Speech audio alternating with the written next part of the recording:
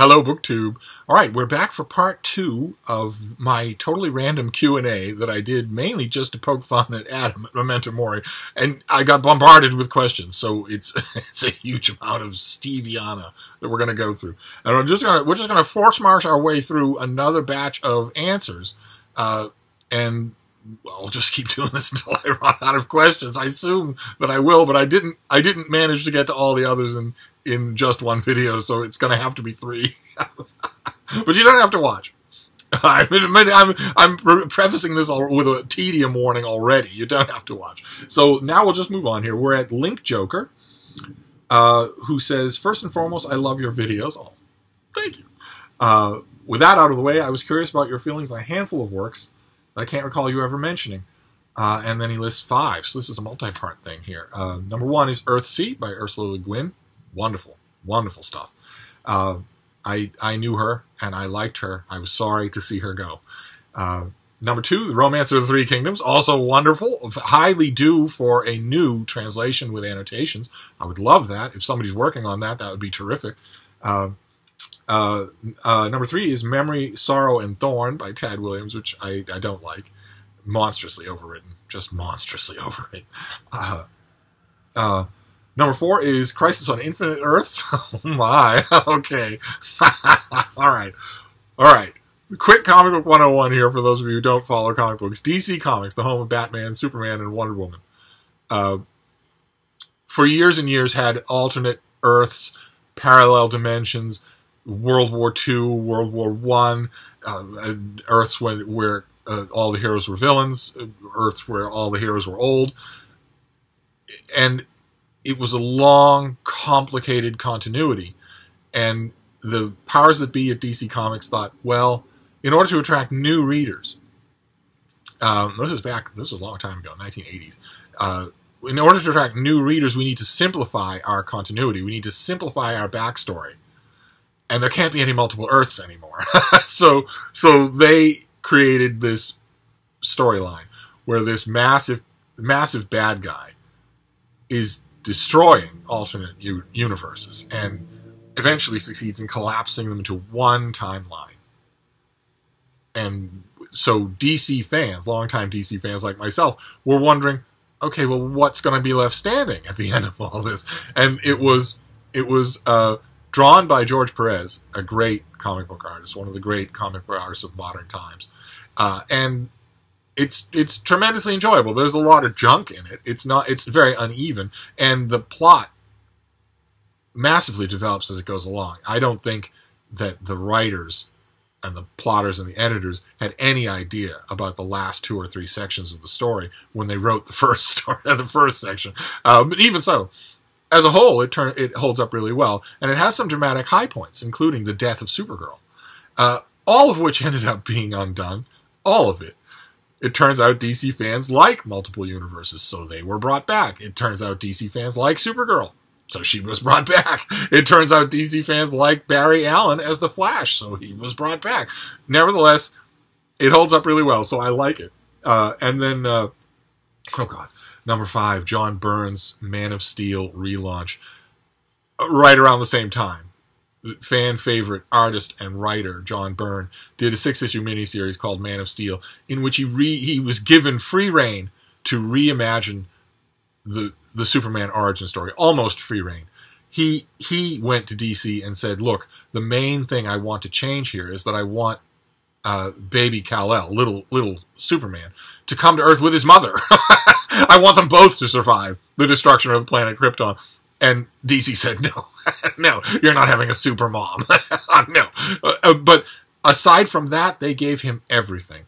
And it was a travesty. Just an absolute travesty. From tiny little things, like the fact that Superman's costume is no longer made from his baby blankets that are also from the planet Krypton. Instead, it turns out he has an aura around him that prevents clothing that he's wearing from becoming ripped or torn or even dirty. And as snarky comic book fans pointed out at the time, well, you're telling us that he developed this aura when he was a baby, and you're also telling us that he was a high school football star. Didn't anybody notice that he wasn't ever getting dirty, that he'd slide in mud for the Smallville team and come up completely clean? But from trivial stuff like that to much bigger stuff, like Superman was now the only survivor of the planet Krypton, and also was far weaker physically. I just there's almost nothing from the Byrne redesign of Superman that has stuck around or that was in any way worthwhile. Almost nothing. The idea of Lex Luthor as a prosperous businessman instead of a bald, armor-wearing arch-enemy has some merit, but almost nothing else. It's just, it's a tragedy. I hated it at the time. I've hated it ever since. Let's see here. Jack B says, in one video you made the statement, and I think you were serious, it's always hard to tell with me, that in your opinion the best ever U.S. president was John Kennedy. Since you've read every presidential biography ever written, I would like to hear you elaborate on why you think Kennedy was the greatest. It's pretty simple. He saved us. He saved not only America, the country that he was leading as president, but the whole world from nuclear holocaust. And in the Cuban Missile Crisis. And if you are one of the Christopher Hitchens-style snide Kennedy sneerers who says, well, it would have been nice if he hadn't started the whole crisis first before he saved us from it, then I'd be happy to debate the subject with you. You bring everything that you've read and know on the subject. I'll bring everything that I've read and know on the subject. And then you can, as the kids say on social media, fight me. In this case, suffice it to say, I know what I'm talking about and you don't. Okay, let's see here. The Medieval Reader says, how do you motivate yourself to write regularly? What tips do you have? How did you get into writing? Basically, I want to hear more about your experience with writing. Okay, how do you motivate yourself to write regularly? The problem is right there in your phrasing of the question. There's a key motto I want you to crochet, put in a frame, and hang above your workspace. And that motto, you can actually title it from Steve. That motto is, motivation is procrastination. Okay? I don't motivate myself to write regularly any more than I motivate myself to eat regularly. Motivation is procrastination. If you develop a strategy for motivation, to motivate yourself to write, what are you saying? You're saying you won't write without it. You are giving the ability to make yourself write to something outside of yourself. You are, in other words, creating every opportunity in the world to not write. You don't need to be motivated to write. You just need to write. You need to sit down and write. And in the first 5 minutes, 10 minutes, an hour, it might go poorly. Or it might go well. It's totally up to you. But motivation is only procrastination. Look at all the abuses to writing. Look at how much writing doesn't get done because people say they just don't feel motivated. What tips do you have? My tip is very simple. Set aside an hour and write. And if you're really serious about writing, an hour just to get the muscles in shape and to get good. But if you're really serious about writing, 5 pages a day. 5 pages a day. If you're really serious, you'll do that. And if you aren't, if you aren't willing to carve time for those 5 pages from other parts of your life, that's fine too. But you're never going to get... Anyway, how did you get into writing? Well, I got into book writing, into book reviewing, because I was constantly reading book reviews. I think all writing comes from reading. So I was constantly reading book reviews and just thought, basically, I could do that. Let's see here. Roxy Blue. Steve, who is your favorite poet? That's a huge subject. Well, my favorite ancient poet is the Roman poet Horace. Then my favorite medieval poet is Chaucer. And then if we were to say maybe pre-modern, my favorite pre-modern poet is John Dryden. And if we say modern in terms of a poet who lived at a time when I might have known them, not necessarily saying known them in the biblical sense, although now I'm realizing that my own example is... well, let's just forget about that. In the modern era, it would be Frank O'Hara, followed closely by Jimmy Merrill. Goodness gracious! All right, I meant know their work. Okay, get your mind out of the gutter. Let's just move on, shall we? God. Navi Sohata. Oh, wish I had a cool name. Steve Donahue. For Pete's sakes, might as well be John Doe in Northern Ireland. Navi Sohata says, "What are some of your favorite works of natural history? I recently read What a Fish Knows after seeing it on your best books of 2017. Absolutely loved it. Oh, wonderful. I love hearing that. I only do this for that. I only make these book recommendations in the hopes that somebody will read them and like them. That's great. Well, I would say, as a standard, the Natural History of Selborne, which is just so enchanting that I always put it on a list like this, even though I'm not sure that it qualifies as what we'd call natural history. And I could also recommend Rachel Carson and David Quammen, just authors who everything they wrote you should read. And also, along those same lines, Sally Carragher, who's gone out of print. I believe all of Sally Carragher is out of print, but she did One Day at Beetle Rock. She did all sorts of other things. Her natural history books are just delightful to read. I'll have to remember to check. I'll try to remember and put in the annotations down below anything that of hers that is around that might exist. But she's worth finding. And if you're really interested, of course, in this or any other book I mentioned, I'd be happy to try and find you a copy. I do see copies of her stuff at the Brattle and at charity shops here in Boston. That's where you're going to find her, though. I don't believe she exists anywhere else. Eric Carl Anderson, one of the greatest booktubers of them all. A new addition to Open Letters Review. For those of you who aren't keeping up on your Open Letters Review news, he is our newest editor at Open Letters Review. Let's see here. If the Boston Public Library were a sinking ship and you were a sailor who could only rescue 3 books in your dinghy... 3 books in my dinghy. I'm kind of sort of guessing here that Eric hasn't spent much time on the water. I could be wrong. Which books would you quickly select before everything and everyone else perishes? Good Lord. Well, okay.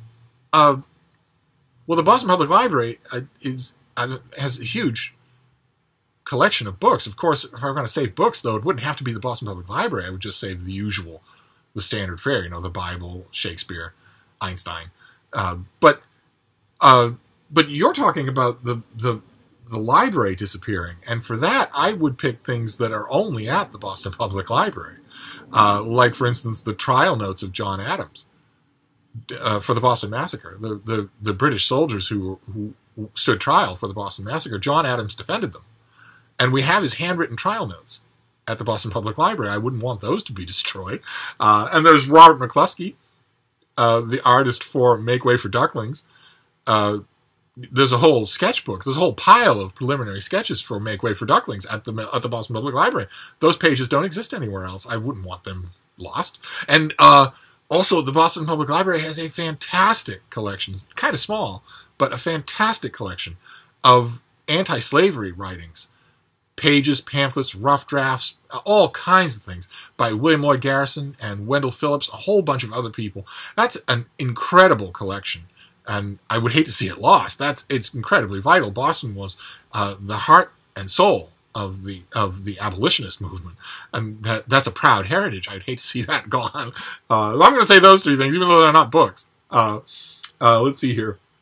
Leah, not bookish at all. However, as your Twitter handle is St. Donahue, and you have alluded to a Catholic education in the past, you may have an interesting answer. Sister Eileen Mary was the bane of my education, equally handy with the rosary beads and the cane. Yet she instilled in me a ceaseless work ethic and a finely tuned bullshit meter. Did you have an equally formidable nun in your school life? How incredibly touching. Sister Eileen Mary, as your question makes pretty clear, you owe her a lot. Yes, I had many such nuns. many such nuns. And like you say, they did not suffer fools gladly, even when the fools were children. They wanted you to be an adult, as any child should want to be. You're perfectly happy to play at recess, but the goal of every child should be to become an adult. Stop being a useless blob of dependent flesh that cries and moans and groans. Instead, you should get out and start thinking and doing things, meeting people, believing in things, putting yourself on the line. You can't do any of that as a child. Children are the nuns that I had, I think like the nuns that you had, viewed it as their goal to preserve our innocence, but at the same time to strengthen us for the world, to get us ready for the world, strengthen our muscles, get rid of our BS, to just whittle away all of the indulgences that the rest of the world may have given us, and start instilling in their place the ability to concentrate for long periods of time on stuff you might find boring. Not because it isn't boring, but because the ability to concentrate is a tremendously valuable skill. The sisters that taught me had that in the forefront of their mind at all times. Respect for authority, an inquiring mind. So I have just written something up on the blackboard. Tell me whether or not it's true. Don't just parrot it. Think about it. And if you challenge it correctly, then I'll admit it. It was I had many such nuns, and they were terrorizing. I freely admit it. But I owe them a lot. I owe them an enormous amount, and they dedicated their lives to giving me that. It wasn't a fringe benefit. They went into it to teach children. So, yes, the answer to your question is yes. I did have such people, and I wouldn't change it for anything. I've considered it very, very valuable. Let's see here. Pete says, did you bring your... How long are we doing here? Oh, we're all right for time. Did you bring your dogs with you to sea? Many times. Yes. It's not possible to do anymore, but once upon a time, and especially if you're crewing, or if you find a small vessel where you offer to crew, but what you're really offering, if the captain knows, if you like the captain, if you make a good connection, what you're really offering is just to finance the whole thing. I had some money, so I was able to just many times write my own rules. But I did bring them to see it quite a bit, although not always. If not, how did you manage long periods away from them? Oh, it wasn't easy. I have had long periods away from dogs, and it wasn't easy. It starts to prey on my mind, so I tried to keep them to a minimum. I don't really understand the logistics of you having spent the majority of your life at sea, yet still finding the time to get just about everywhere on land. Are you a descendant of the Dunedain? No. Also, any tips on how to get into ocean sailing? I imagine it's mainly being in the right places or talking to the right people. No, not necessarily. There are websites now where you can go. Crewseekers.com, findacrew.com. There are a bunch of places where you can go that will match you up with whatever you're looking for, even if it's really long term, provided you know what you're doing. So there's always that. It's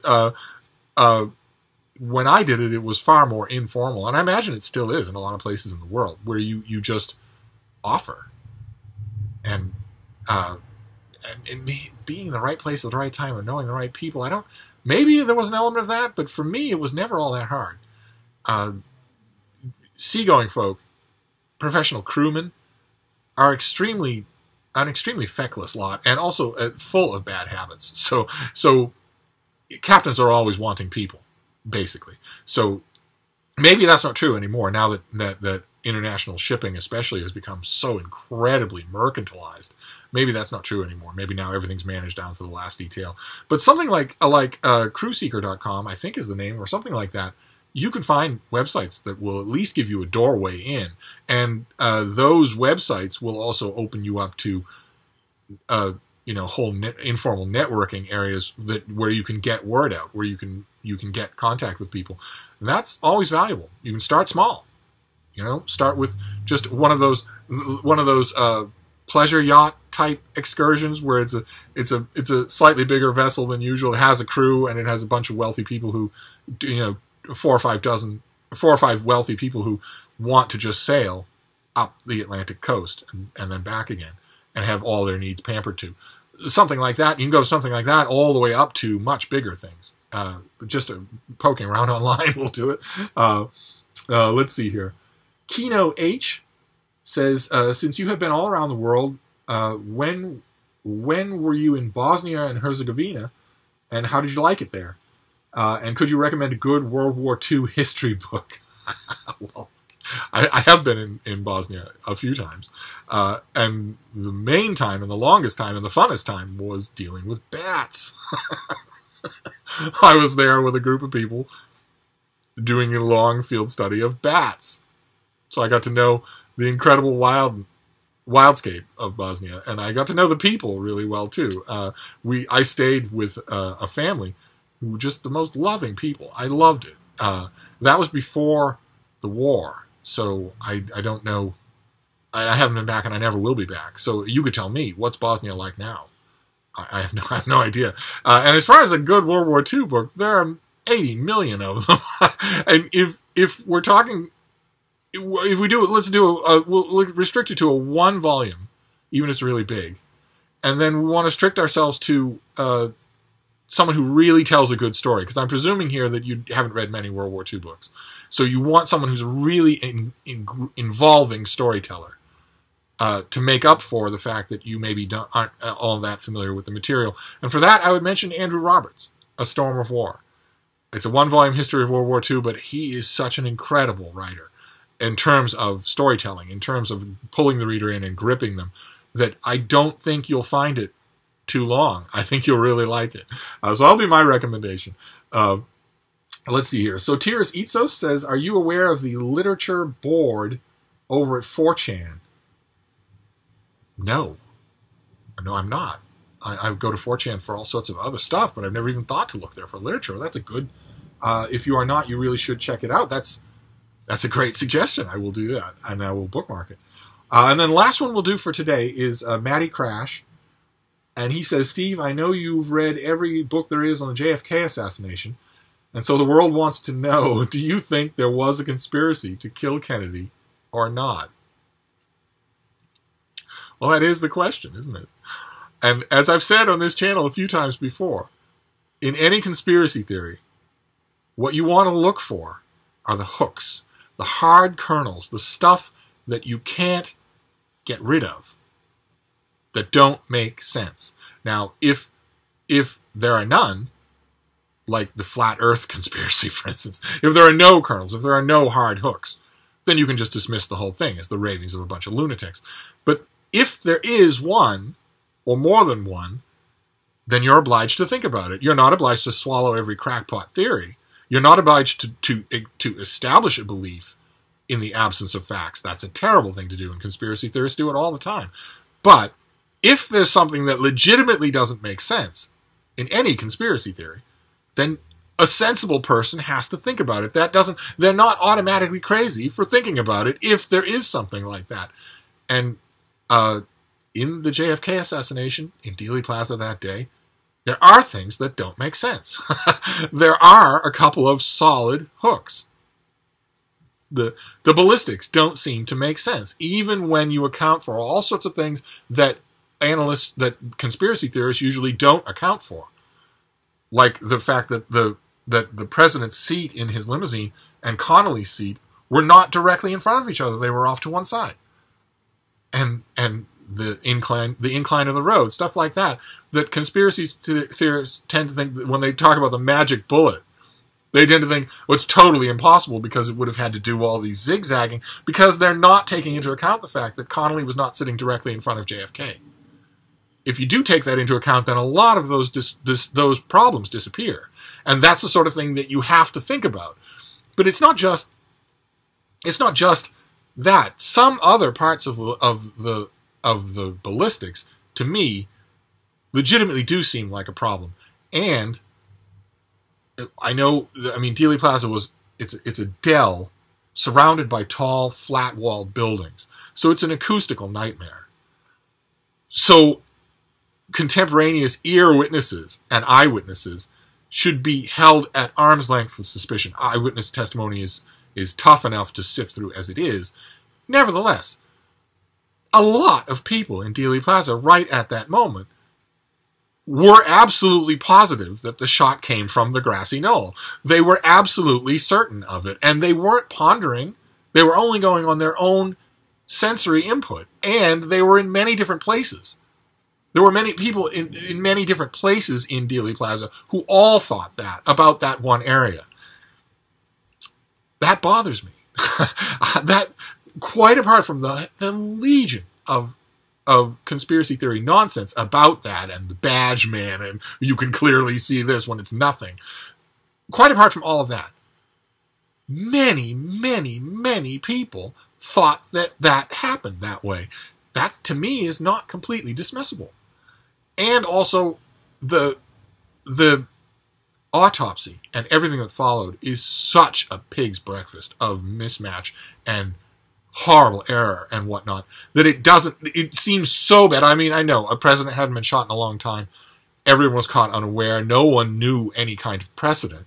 There really wasn't any kind of modern day precedent. People were making stuff up as they went along, and I know that can lead to all sorts of misunderstandings and errors, but even so, even given that, this seems suspicious to me.